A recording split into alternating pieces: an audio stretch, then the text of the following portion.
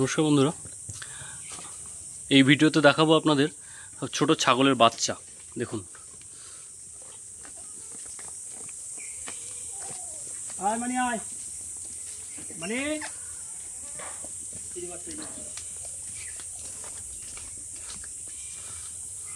দেখুন সুন্দর সুন্দর বাচ্চা।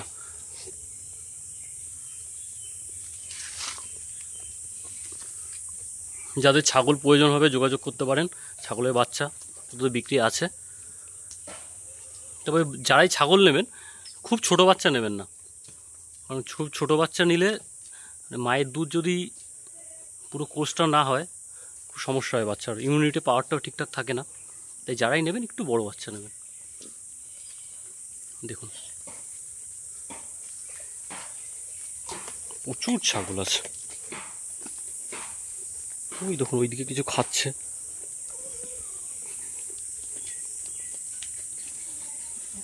এটা কি আছে?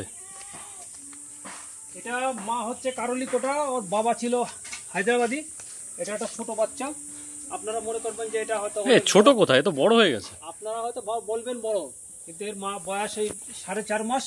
এখনো মার দুধ খাচ্ছে। আর ওরে আমি দুধ খায় এখনো? হ্যাঁ, আর প্রতিদিন আমি এই যে বোটে দুধ খাওয়াই। এই দেখেন, এই যে দেখেন কি করে, এই যে ও এই দেখেন, সত্যি তো। এই যে বুঝলেন, আমি দেখুন বন্ধুরা, বিডার হিসেবে যদি আপনারা কেউ বাড়িতে রাখেন, তাকে এরকম যত্ন করে মাল তৈরি করবেন। দেখেন এই যে দুধ খাচ্ছে। আপনারা ভাববেন যে হয়তো কত বড় হয়ে গেছে, এত বড় বাচ্চা হয়নি। এটাও বাচ্চা, 4.5 মাসের বাচ্চা। বন্ধুরা দেখুন দুধ খাচ্ছে। বাহ, আচ্ছা এই কি বড়টাই দুধ খায় না ছোটরাও খায়? ছোটরাও দুধ খায়। আচ্ছা আচ্ছা,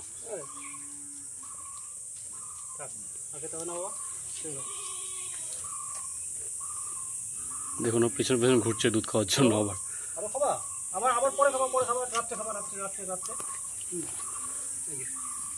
দেখুন বন্ধুরা,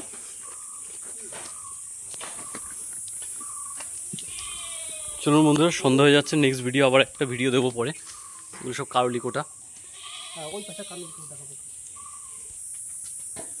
অনেকে বলে, দাদা আপনার কি গাড়ির মাল, রাজস্থানের ছাগল? হ্যাঁ, এইবার দেখেন এই যে আমার এই যে ধাড়ি কারলি কোটা। হ্যাঁ, খামারে যদি আপনার ধাড়ি না থাকে, বিডার না থাকে, তাহলে আপনি অরিজিনাল বাচ্চা পাবেন। দুধগুলো দেখুন একবার, একদম। মাও যদি অরিজিনাল হয়, তাহলে দেখেন কান দেখেন, মাও অরিজিনাল হতে হবে, বাবাও অরিজিনাল হতে হবে, তাহলেই রাজস্থানের মানে রাজস্থানের বিট আমাদের এখানেও তৈরি করা যায়। এই ছাগলটা কি সেল আছে? না, আমরা খামার তো, আমাদের মা হিসাবে তো রাখতেই হয়। মানে এর যে বাচ্চা দেবে, বাচ্চাগুলো বিক্রি করবেন? হ্যাঁ, বাচ্চা বিক্রি না করলে এত ছাগল আমি কি করবো? শুধু বিক্রি করার জন্য ছাগল পোষা। হ্যাঁ, দেখা গেল আবার এর তো দেখা গেল যে এর থেকে দুটো বাচ্চা রেখে দিলাম, আবার মাকে বিক্রি করে দিলাম, কোনো সময় বাচ্চাকেও বিক্রি করে দেই।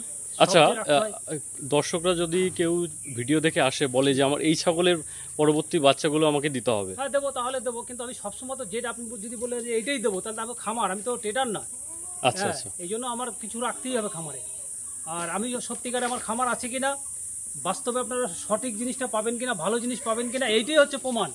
হ্যাঁ, প্রতি মাসে প্রতি 6 মাস পর পর কি 3 মাস পর পর যে আমরা ইউটিউবগুলো ভিডিওগুলো ছাড়ি, এটাই হচ্ছে যে এই ছাগলগুলো এর আগের ভিডিওতে দেখেছেন কিনা।